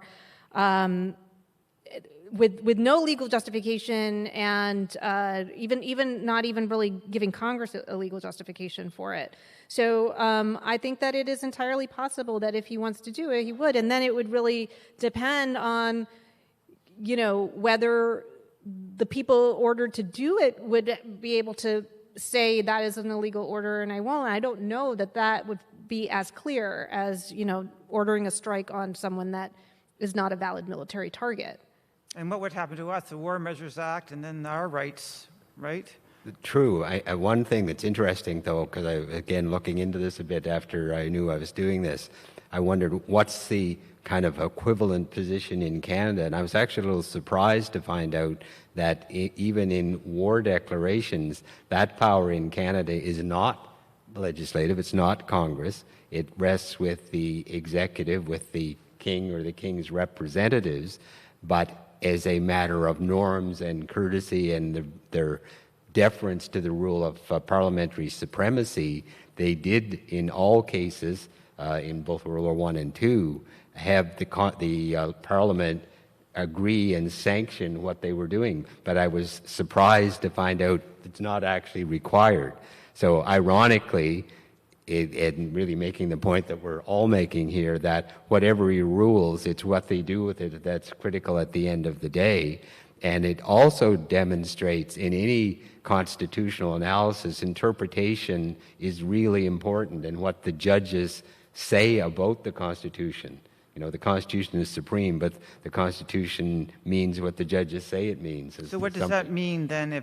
What could Carney do if war was to... Well, technically, this is an important difference. It wouldn't actually be Carney. It would be the Governor General on the advice of Carney and his cabinet. Now, Carney would be, in real terms, Carney would no doubt be deciding, but in legal terms, it would not be that. And they do, in fact, have in fact always consulted with the Parliament as well. So most likely he would follow that process. But again, the sort of making both points, people who have evil intentions and power unfortunately can do a lot, but the kind of institutional hurdles that you have in place to make it more difficult and to draw it more to the attention of the people is very significant, because it makes it more difficult to do it. In the class we did this afternoon, we talked a bit about those kind of things, that even with the Trump's rather outrageous action in respect to some court decisions, they haven't yet at least directly said, we're not going to follow the courts. But if and I'm going to just do a few questions and we're going to go to the audience, but so sort of briefly, Wayne, if we did have war, we would probably have Wars Measure Act put in right away. Well, what rights could be taken away from us? Well, significant ones. It would technically be now the Emergency Measures Act, but the same kind of thing. A lot of rights would be taken away, and one of the more controversial uses was the 1970 FLQ crisis, and by today's analysis, it may well have been a significant overreaction. The power of the FLQ to actually overthrow powers in Quebec or Canada were not as big as the government thought it was, and so it's a definitional point. But I think that we would lose a lot of power, but it is clearly temporary, can't be done permanently. And as I said, in the newer version, there's still a lot of rights that are protected. But what rights? What are some key rights we would lose? Well, to some extent, with some limits on freedom of speech. I mean, obviously, during time of war, you can't engage in sedition. You can't be making statements that's going to feed the enemy, that kind of thing. So a lot more limitations on free speech. I mean, again, not to suggest Canada is perfect here. You know, the internment of Japanese Canadians during the war and those kind of things. You can target people who are vulnerable minorities, again, even if there's no real justification. There was no indication that they were any actual threat during war, but their nationality made them seem to be a threat, so those kind of things. So very significant things can be lost, but it's one thing to do it in time of crisis. It's another thing to do it on a domestic, everyday basis. I mean, and I think Ashwar is kind of making this point. There isn't much solid evidence to suggest that there's rampant crime problems where he's sending the National Guard, or not a lot of evidence that there's massive drug use and drug smuggling and those kind of things, but yet he's killing and targeting people. That's the real danger, when you're not basing it on the facts, and the fact that we live in a society that's a post-truth society where truth becomes irrelevant. It's a matter of your own information base and disinformation. It's very hard to draw those lines. So that would be my thought on it. Thank you. Asha, Aristotle believed the rule of law is essential for a just society, saying, quote, "The law is reason free from passion, and that it is more proper that law should govern than any one of its citizens." But how much is politics seeping into court rulings in the States? Is the law still free from passion in the United States? So I think that the rule of law operates on two levels. It's not enough that the rule of law exists in fact. right? That that courts are treating people equally, that elections are fair. People have to perceive that it is operating legitimately.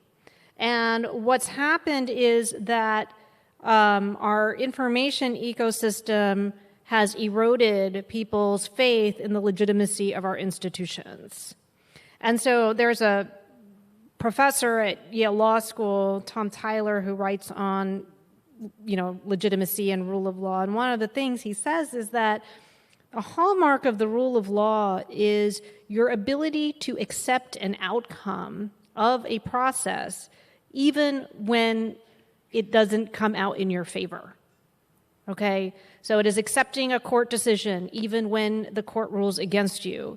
It is accepting the outcome of an election even when your candidate loses. And so what we're seeing with I think a huge part of the erosion of the rule of law is this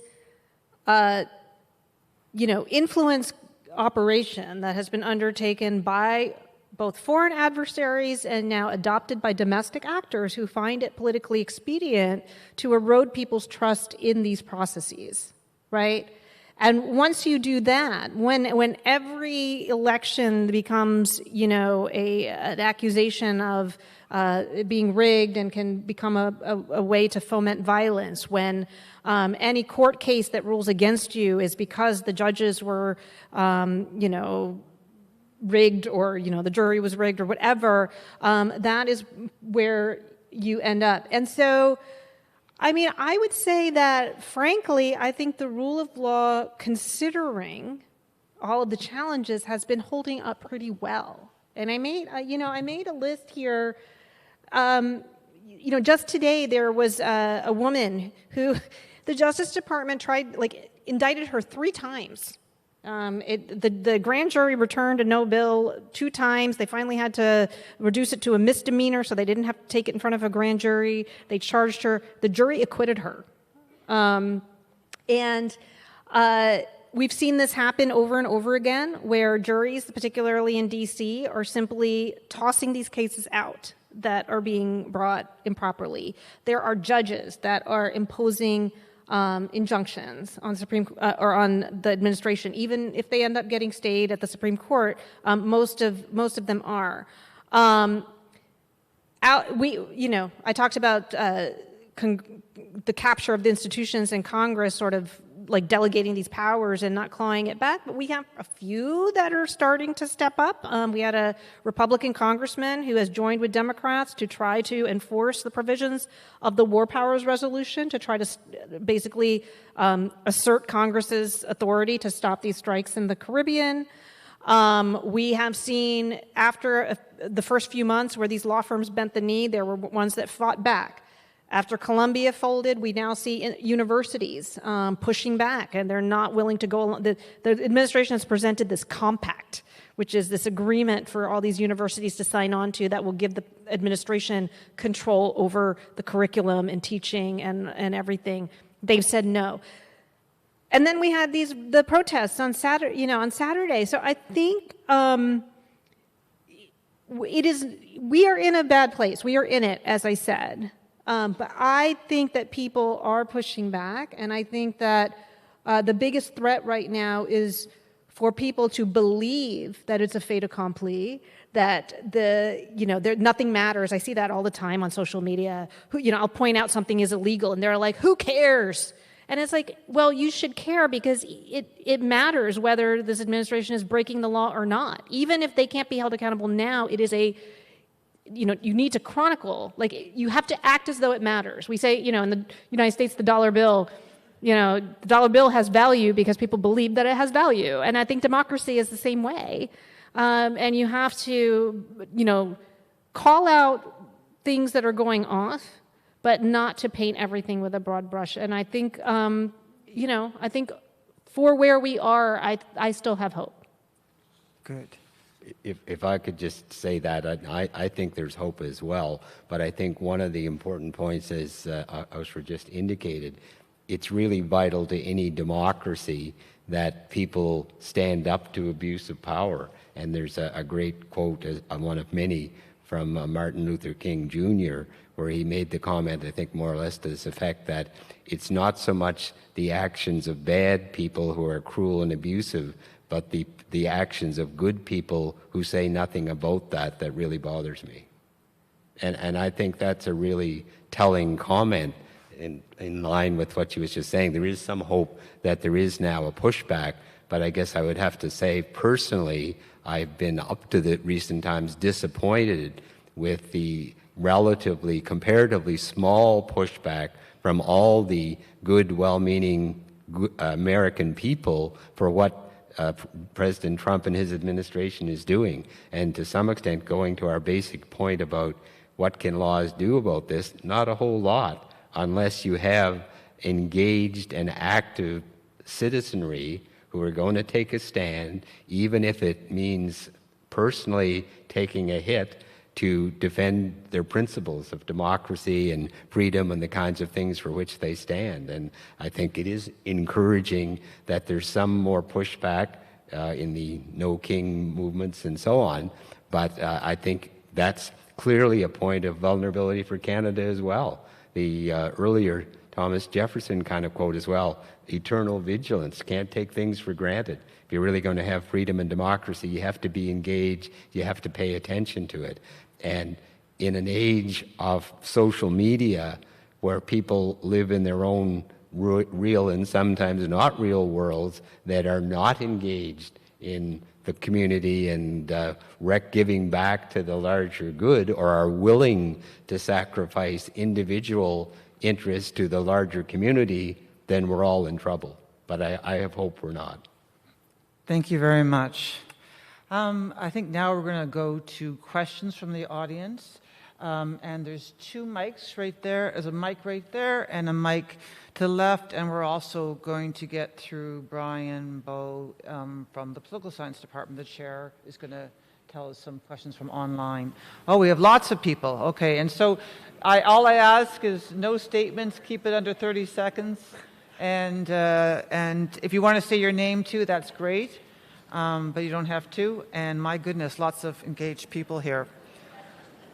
Okay, who was first? Were you first there? Okay, there. I'll ask over. I would like both of you to comment on the role of technology companies and really billionaires who are who would like, I think, less law enforcement as possibly contributing to the challenges for the rule of law, especially people like Peter Thiel and others who have supported Trump and elsewhere. Aushra has probably a much better take on that, but I'll start by saying I think that's a really important question, because if in fact people with money and because they have money, and Elon Musk might be one of the best examples, are really taking over elections or in fact making elections go one way or the other, that's a huge threat to democracy. And people like Bernie Sanders and others have been saying for a long time, you can't completely disconnect capitalism and money from the kind of problems we have in our democratic political structures. And I think he's dead right on that, and I think that's a big threat. Yeah, I mean, it's a problem, and I think especially it's a problem with the billionaires who control media. Because, you know, you basically then have bad incentive structures to, you know, especially in the authoritarian decline. Obviously, the free press is like critically important in order to expose abuses, et cetera. And I think also the tech companies that manage these social media platforms that profit off of division and you know, these bespoke realities that separate people and contribute to the erosion of our faith in institutions. They make money from that. And so, yeah, I mean, I think both of those are huge problems. Hi. My question would be like this.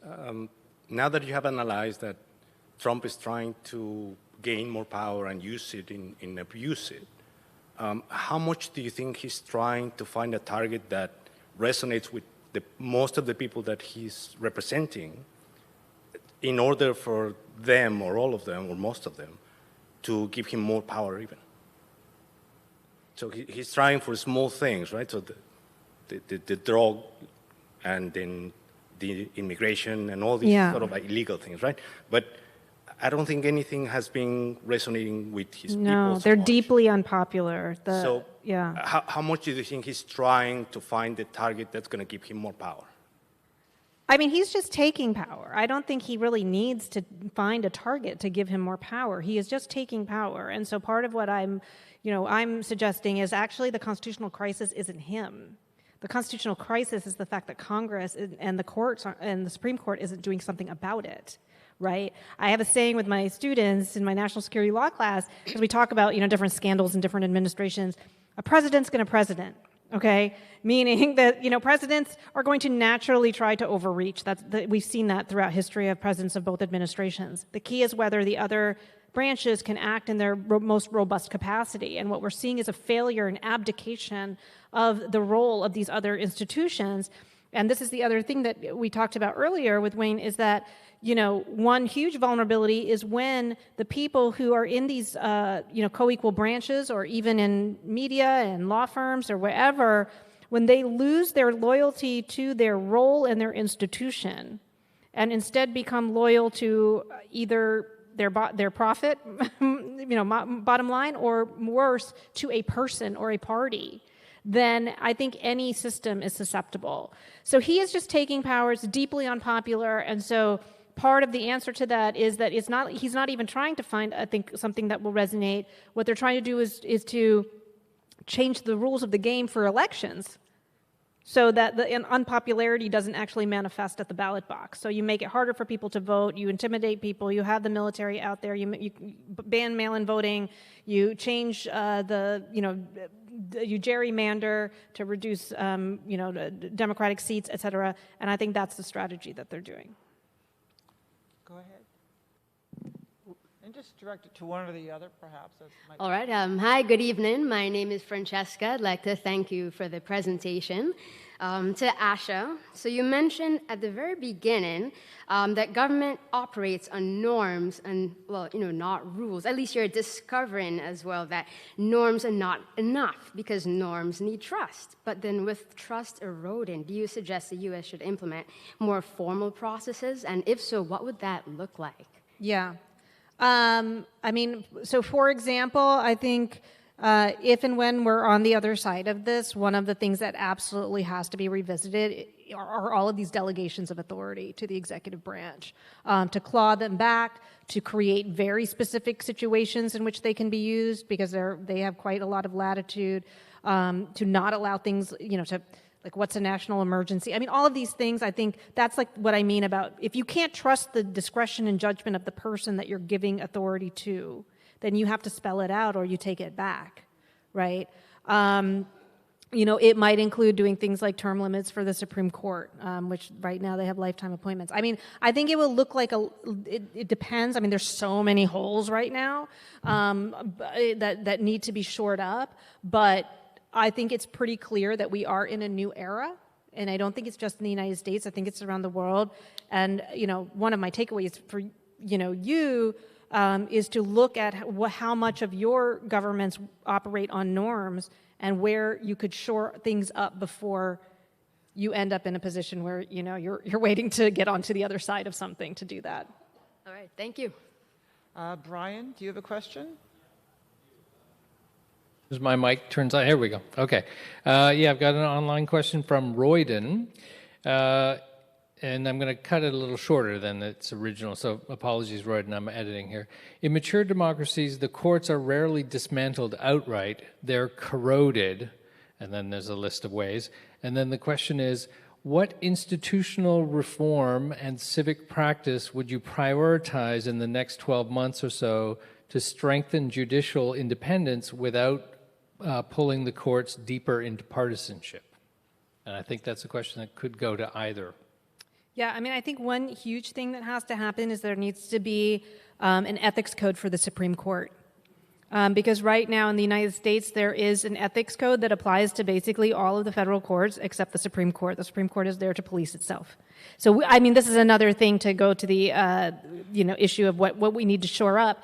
These things where we're allowing these institutions to police themselves.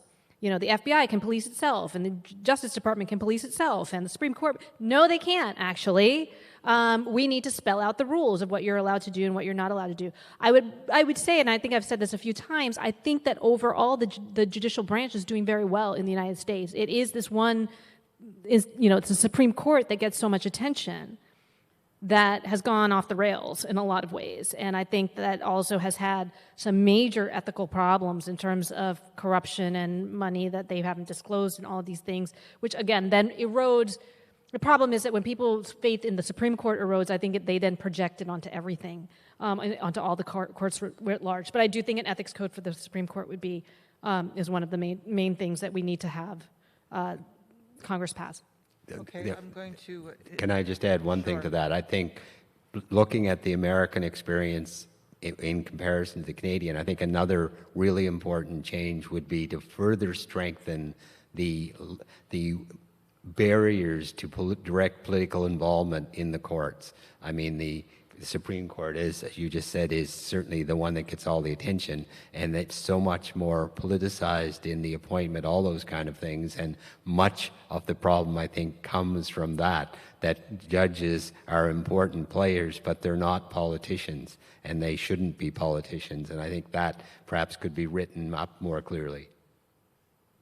In the States? Well, in both Canada and the States. I think, again, I'm a bit of a broken record, but I think we do a bit better job. We do have a code of ethics that applies throughout, and we have some restrictions now, but I think your point about self-policing is a good one, that even, for example, attacks upon the ways judges get paid or how much they get paid has been sort of successfully argued as a independence breach. Well, I'm not so sure about that. So I think we have to be clear about those lines.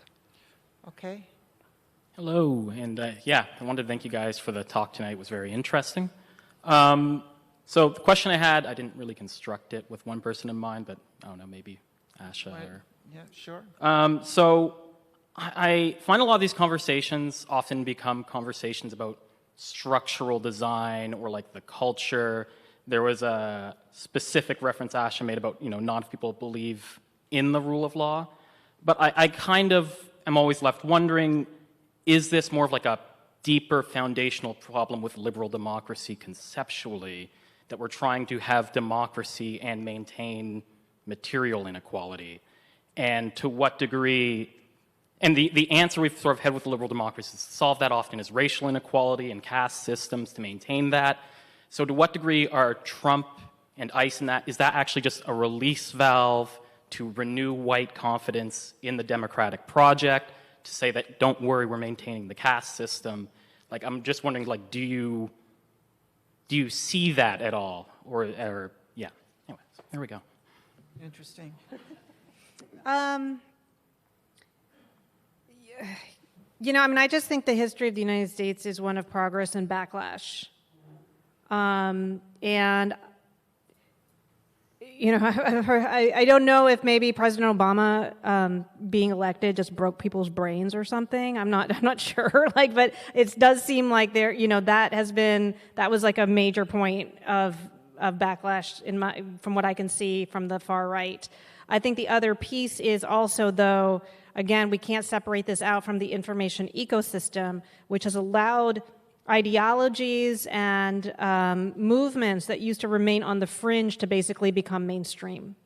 And so I think when you get a combination of the backlash with this new mainstreaming of, fringe, very extreme and, racial supremacy-based ideologies coming into the fore, then you basically get what we have now. And I think you see that around the world. I don't think that the United States is the only one. I mean, we're seeing this in a lot of different democracies. So I'm not sure if that answers your question. I think there's a lot of different factors that account for Trumpism that predate, that are Trump is a system, or a symptom, I think, of a lot of different things that are happening at the same time. Yes. Hello, my name's John. I'm graduating next week as a political science major from Dalhousie. So thank you. I have a question for Asha too. And thank you, by the way, for coming here from Yale. I'm going to have to do very well on the LSAT in order to have a shot. My question is about the historical context of this conversation. So do you think that America today is less democratic than it was, let's say, in 1960, before the Voting Rights Act and the 24th Amendment? I mean, in what way? In terms of a trust in democracy and the institution of democracy, do you think America is more democratic, has more of a democratic spirit in society today than it did in like 1960? I mean, I don't know how old I look, but I wasn't alive in 1960. I think the reason I ask, like, what do you mean is, again, I think there are things that are in fact that you can point to, or like things, how they're operating, and then there's like, well, how do people believe, right? I do think that, and I think there are studies that bear this out, that younger people are just less convinced by that democracy is important. So I think that it is eroding in some ways, in fact, but I think that it is also a loss of faith that people have. I've always been an institutionalist. I'm a Cold War baby, so I'm very pro-democracy, and I like to believe that there's always a way to recover. And when I was a Latin American studies major, and one of the case studies that I always love to think about is that Chile came out of a dictatorship of 17 years and found itself out. And so I don't know if it's in fact less or more democratic. You would have to ask somebody who studies this. But I do think that there are people who are losing faith, and I think that's partly why you see this rise of autocracy around the world, is that there is also those autocrats around the world have an interest in discrediting democracy as a viable alternative, right? That's why they interfere in elections. That's why they want to erode faith in institutions. So I think there's a lot going on. I'm not really sure how to answer your question. No, that's totally fine. And thank you for coming, and thank you for a great conversation. Yeah. Thank you. Oh, sorry. I'm sorry, I didn't see you there. Sorry. Hello. Right. Thank you for this event. When I saw the title, Challenges to Rule of Law, I was expecting some discussion about Canada and the Canadian scene. So although this is really interesting, I don't know if anybody else noticed, but we just had 4 years of an exceptional event in Canada where we had a very authoritarian government who took command of our lives in many different ways. And in terms of pushback, when there was pushback for that, there was extreme measures that came in place. There were people who had their bank accounts closed, people who lost their jobs. I'm talking about the measures of all the mandates that were put upon us. Any dissenters, the doctors lost their license, were ridiculed. Everyone was put in Facebook jail. There was no opportunity for discussion. And then following these three years, there was a movement that went across Canada called the National Citizens Inquiry, and it was set up by lawyers to allow a response, to let people talk about the government response to COVID, and anybody could talk. And there were experts and there were regular people who came to this event. Oh, and no politician and no medical person came to any one of those events in all of the big cities to hear the story. And I don't see any less happening in terms of our freedoms these days, but only more coming upon us. So I'm just wondering why Canada and our tyrannical measures have not been addressed today. Maybe that's just a different discussion. It might be a different discussion because it's sort of an ideological sort of debate on that. But I don't know if you wanted to say anything. Well, I mean, all I would say on that is that at an institutional level, in terms of the boycott, the Ottawa boycott, for example, as I indicated, there's been two responses, one by the commission set up and the second by a federal court, and the federal court said they did go too far on that. But that's in that particular incident. It's a big and much more ideologically loaded issue to talk about whether on overall basis was it reasonable, was it not. But again, as a bit of an optimist, I think our institutions didn't respond too badly to that. Any court decisions always, as Usher said earlier, come later. And some of the court decisions are striking down some of that. They're upholding a lot of that. So it's a difficult issue. I don't think we did too badly in that regard myself. Other people disagree. Okay, we'll do the final question. Sure, we'll do one more. Thank you. Thank you to the panelists. Asha, thank you very much for this. My question was, can we talk about liberal democracy and the future of democracy and the rule of law only domestically? Should we not talk about the fact that the rule of law and liberal democracy in the United States has meant that it is the violation of rule of law and democracy elsewhere, imperialism abroad and democracy within, as we have seen in Iraq war or Vietnam war or the recent genocide, which is classified by the United Nations and most genocide scholars. So my question to you is, can we talk about democracy and rule of law only domestically and silence about the fact that much of this rule of law and democracy is built on the violation of the same principle outside, whether it is through the most democratic President Obama or Lyndon Johnson starting the Vietnam War, or George Bush Iraq War, or Joe Biden during the recent events in Israel and Palestine, right? So ironically, my question is, in this, do you see that Donald Trump comes across relatively in the fact that he's trying to stop something, although he may not succeed in this thing of stopping wars? What I'm saying is that an authoritarian president who is completely demolishing rule of law at home is seen to be doing much more in terms of stopping very, very large consequential wars. And that is the irony, and if you can reflect upon that quickly. Okay, you said a lot. What I try to convey in my national security law class is that there's a difference between law and policy. And I focus on law. So there may be things that are good policy or bad policy, but what I try to look at is what are the legal justifications for it, and how are the laws and structures that we have supporting that. So that's why I'm focusing mainly on the domestic thing. And there might be other things that you agree with and disagree with, but I think probably those are more policy-based things that are less, they might implicate the ideals of the rule of law. I think that if what you're suggesting is that the United States has often operated in ways that don't reflect the ideals that it claims to uphold, I can't disagree with that. That's probably, we can point to a bunch of different examples, but I think that's a different question, a little bit orthogonal to maybe what we are talking about here. And I appreciate that, and I appreciate the international perspective. I think we're going to end now because we've been here for our time slotted. I'll just say quickly, any final thoughts from you, Wayne, and you, Asha?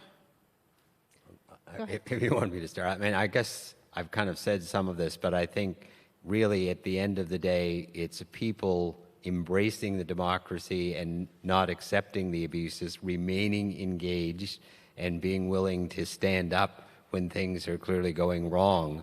That's going to, at the end of the day, make the difference. And it's not, in a sense, surprising. Democracy is supposedly about the rule of the people and the people having a say, but that's not going to happen if you're not paying attention and not dealing with the abuses when they happen. So I think Martin Luther King Jr. had it right. It's really the silent people when all of this is happening that may be even a bigger problem than President Trump himself. Yeah, I think it's important to not be complacent, to think about those things, about norms and rules. And to remember that this phenomenon that we're seeing around the world, I said this earlier, we think about authoritarianism and coups as, militaries and, tanks coming in. But if you read the scholarship, the literature that people are writing about the rise of authoritarianism, military coups are out and legal coups are in, which means that what happens now is that you most often have people elected into office and then they stay there, or they subvert the rules so that they amass more power. So what you get are, there's different names for it: electoral autocracy, competitive authoritarianism. But basically, what they're describing is a paper democracy, where you have the trappings of democracy, but the people don't really have the robust rights. The press doesn't have the robust rights that they normally do. And I think that can really happen anywhere. And the most important thing is to not give away the power, because that happens from people essentially electing these people that they know are going to do this. And as Tim Snyder says, don't obey in advance. Be vigilant and protect what you have, because it's precious. Well, thank you very much. Thank you very much, Asha and Wayne.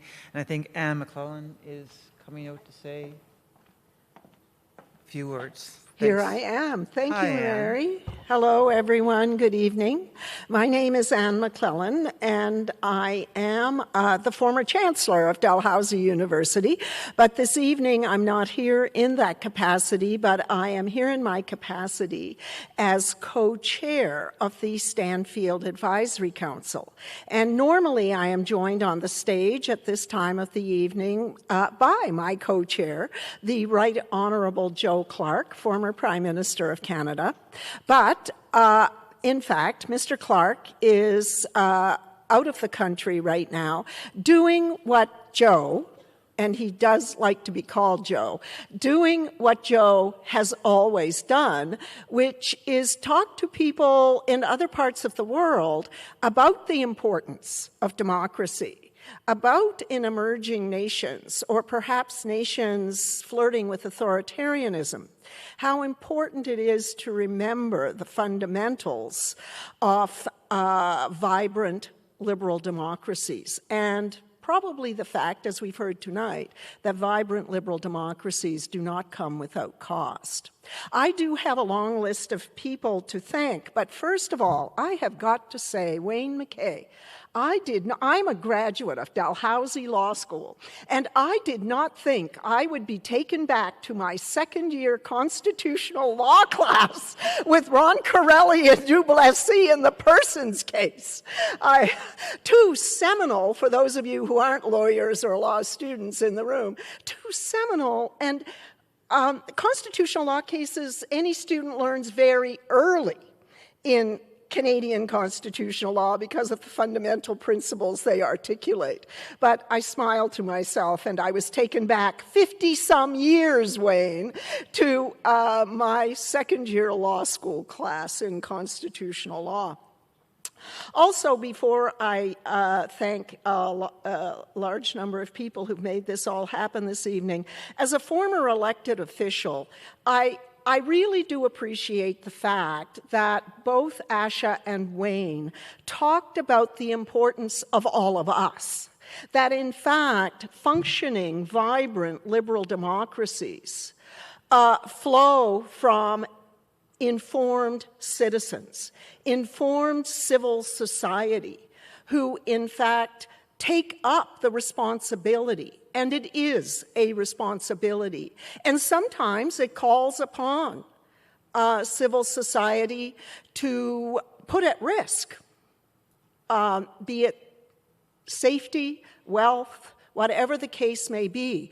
But without that informed citizenry, without that citizenry willing to fight for the principles of liberal democracy and the rule of law, I think we are all at risk. We may focus on the United States of America at this very moment and some of the things we see happening. But complacency is the single biggest challenge or risk to a functioning liberal democracy. And therefore, I would encourage all of us to take up the challenge, watch what's happening around us, and be better citizens. Now, let me thank a significant number of people, starting with members of the Stanfield Advisory Council who are here this evening. George Cooper, Mimi Stanfield, who is in fact the daughter of Robert Stanfield, after who this lecture series, Conversations, is named. Murray Cooligan, who is Robert Stanfield's son-in-law, and Louis Comeau. All are members of the Advisory Council. All have worked very hard to bring these conversations to life. And a special thank you to you, George, for all the work. This was originally your idea because Dalhousie University had nothing that honored the former premier, former leader of the Progressive Conservative Party of Canada, in his name. And you came to Joe Clark and myself and said, would we co-chair a Stanfield Friends Council and work with you and other members of the council to make this a reality? So a big thank you, ladies and gentlemen, to the members of the Advisory Council.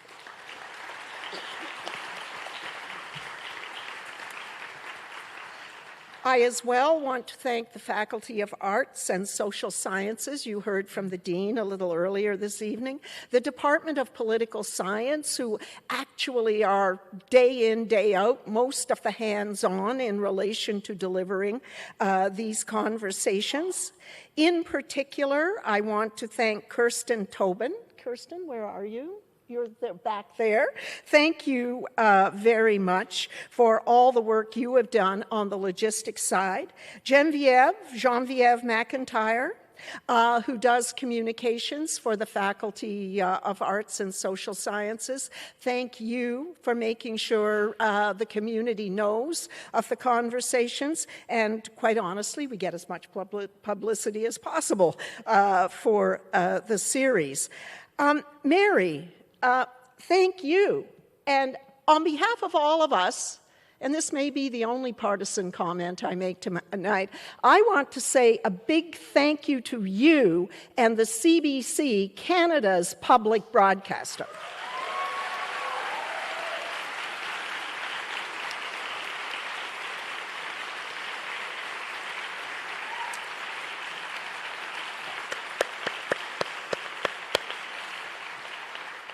And of course, I want to thank our two speakers this evening, Asha, Wayne. Asha, hopefully your trip across the border will be smooth and painless going home tomorrow. But thank you so much for joining us and sharing your perspectives on what is happening in America. And Wayne, you and I have known each other a long time. Thank you for being here. And in fact, I think it's fair to say, ladies and gentlemen, this was a very wide-ranging discussion tonight. Mary, you took them from, well, the Insurrection Act in the United States to the Emergency Act in Canada. I think people had the opportunity probably to become much better informed tonight around some pretty important things. Things that are happening. Mary, you put some hypotheticals, some possibilities out there. Some of them are kind of scary for all of us, but hopefully everybody leaves here, I think, feeling hopeful. I do, and I think it comes back to that point you both made about us and our role in ensuring that the rule of law is respected and that we have vibrant liberal democracies, both here and in the United States and elsewhere. And I'll leave you with one thing. On the weekend, every now and then, if you watch too much CNN or whatever, you can become depressed. But this weekend, I was watching the news, and what did I see? Millions of Americans on the streets. Millions of Americans who said, there is no king. Millions of Americans, when you look at that phrase, we are not going to accept autocracy. We are not going to accept authoritarianism.